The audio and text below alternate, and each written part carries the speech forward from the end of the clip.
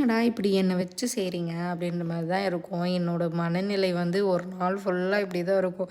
ஏன்டா இப்படி பண்ணுற, கொஞ்ச நேரம் போய் அமைதியாக உட்காந்துடுறா அப்படின்னு சொல்லி காலில் விழாத குறையா அவ்வளோ கெஞ்சுவேன்.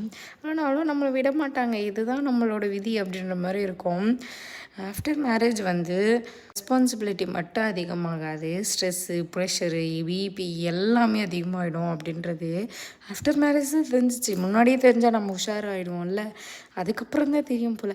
ரசம் இந்த மாதிரி ட்ரை பண்ணி பாருங்கள், நிஜமாலே சூப்பராக இருக்கும். பூண்டு, மிளகு, அப்புறம் ஜீரகம், இந்த மாதிரி பச்சை மிளகாய், கருவேப்பிலை எல்லாத்தையும் இடித்து வச்சுக்கோங்க ஒரு சைடில். அப்புறம் 2 தக்காளி நல்லா வந்து கையாலே பிழிஞ்சு வச்சுருக்கேன். அதுக்கப்புறம் லெமன் சைஸில் புளி அது தனியாக பண்ணியிருக்கேன்.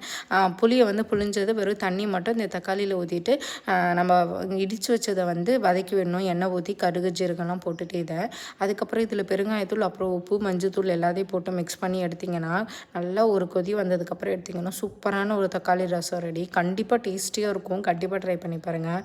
சூப்பரான பயங்கர ஃப்ளேவர்ஃபுல்லாக இருக்கும்.